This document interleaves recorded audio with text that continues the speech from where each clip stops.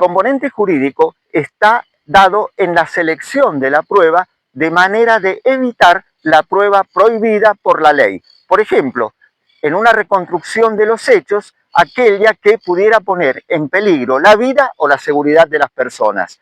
O bien, por ejemplo, otro ejemplo, la declaración de testigos que por su particular vinculación con las partes o con alguna de ellas, no está permitido que declaren en determinada causa. Creo que ya lo dije, quien lleva la peor parte en esta situación del ofrecimiento de pruebas es el actor, porque es quien debe mostrar en primera instancia su juego. Él no sabe qué respuesta va a tener de parte del demandado. Entonces, un buen consejo, chicos, yo les aconsejo actuar, prepararse como para suponer que el demandado va a negar todo lo que yo diga. Yo, actor, debo pensar que el demandado va a negar todo lo que yo diga. Entonces, voy a hacer un ofrecimiento de prueba amplio, tendiente a acreditar cada uno de los elementos invocados, de manera que cuando el juez vaya a resolver, tenga presente, tenga en cuenta la plataforma fáctica que yo he invocado. Después, si el demandado no controvierte algunos de los hechos, bueno, para desistir de la prueba hay tiempo, pero tengan en cuenta que rige el principio de preclusión procesal, el artículo 62 del Código, es decir, que la prueba que yo no ofrezca con la demanda, después no la voy a poder ofrecer. La recontestación al responde del demandado solo sirve para probar respecto de los nuevos hechos invocados por el demandado en su contestación. Entonces, la idea, pongo toda la carne al asador, largo toda la prueba que yo necesito con la demanda. Después, si es necesario desistir de algo, desistiremos para evitar gastos innecesarios, para evitar pérdidas de tiempo.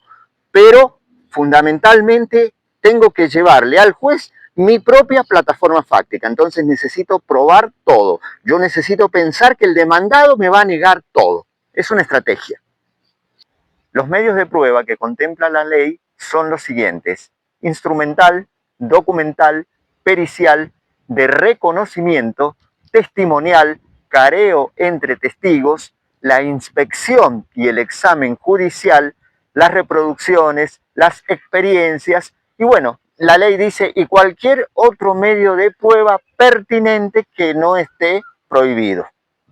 En otra oportunidad hemos de analizar cada uno de estos medios de prueba mencionados. En esta me interesa remarcar las diferentes acciones que las partes y el tribunal deben desarrollar con respecto a ella y cuál es el momento adecuado para llevarlas a cabo. Hemos representado una línea de tiempo del proceso de conocimiento según está diagramado por nuestro Código Procesal Civil, en el cual tenemos una etapa introductiva, una etapa probatoria y una etapa decisoria. En esas etapas se insertan las dos audiencias, la audiencia inicial y la audiencia final. La audiencia inicial que cierra la etapa introductiva y abre la etapa probatoria, y la audiencia final que cierra la etapa probatoria y abre la etapa decisoria. Bueno, con respecto a la prueba, tenemos 6 verbos, 6 acciones que podemos desarrollar: ofrecer, acompañar, admitir, sustanciar, producir y valorar. Vamos a ver entonces en qué instancia del proceso vamos a desplegar cada una de esas acciones. Entonces tenemos que en la etapa introductiva, es decir, con la demanda y con el responde, vamos a ofrecer la mayoría de la prueba. En la recontesta, en su caso, el actor podrá ofrecer prueba para desvirtuar los hechos nuevos introducidos por el demandado. Pero hay una clase de prueba que no solamente la vamos a ofrecer en la etapa introductiva, sino que el código nos manda acompañarla. Me estoy refiriendo a la prueba instrumental o documental, que además de ofrecerla, debo acompañarla porque ya no tendré oportunidad de hacerlo en otra etapa del proceso. Entonces, etapa introductiva, ofrecer toda la prueba, y en el caso de la documental la vamos a acompañar. Luego, en la audiencia inicial, el juez va a admitir la prueba, es decir, según se cumplan o no los requisitos legales para que la prueba pueda ser ofrecida en el juicio, pueda ser producida en el juicio, entonces el juez va a decidir si admite esa prueba. En esa misma audiencia inicial, el juez podría decidir no admitir la prueba si ésta no cumple con los requisitos legales. Por ejemplo, si tuviéramos un testigo que por su especial vínculo con una de las partes, su declaración estuviese prohibido por la ley. O si tuviésemos prueba que es impertinente, sobreabundante, inconducente, el juez podría decidir no admitir esas pruebas. Del mismo modo, las partes, tanto el actor como el demandado, podrían desistir de la prueba que a esta altura del proceso ya consideran innecesaria.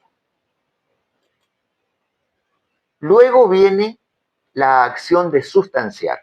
¿Qué es sustanciar la prueba? Sustanciar es expresar, es enunciar, dejar asentado cuáles son los actos procesales que se van a producir para, valga la redundancia, la producción de la prueba.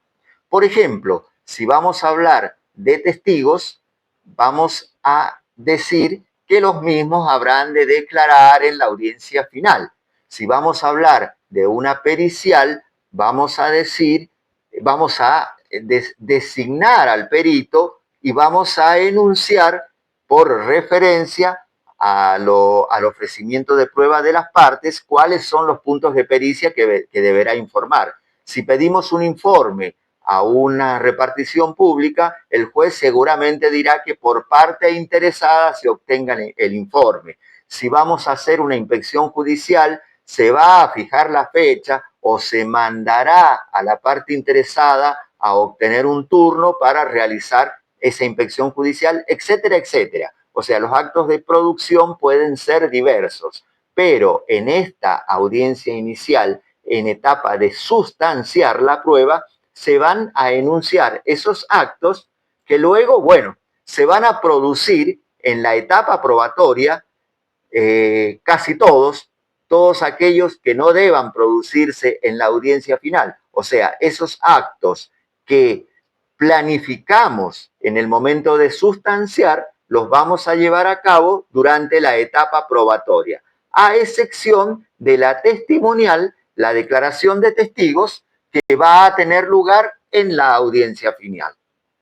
Después viene en la etapa decisoria la valoración de la prueba, una valoración informal que realiza o desprovista de autoridad, que realizan las partes. ¿En qué momento? En el momento de los alegatos. Cada una de las partes va a hacer la valoración de la prueba, obviamente teniendo en cuenta sus propios intereses en los alegatos. Y el juez va a producir la valoración definitiva en la sentencia, diciendo qué hechos de los hechos controvertidos y conducentes de los que hablamos al principio de la clase, qué hechos se considera que están probados en relación a la prueba que hemos producido durante el juicio, cumpliendo cada una de estas acciones que en este momento ustedes están viendo en pantalla. Bueno, chicos, ha sido un placer compartir con ustedes esta clase, esta aula al aire libre, en un lugar maravilloso como es el Parque de Lombardía de Tunuyán, para llevarles mis conocimientos, mis experiencias respecto de un tema tan importante como es la prueba. Quedo a disposición de ustedes. Un gusto.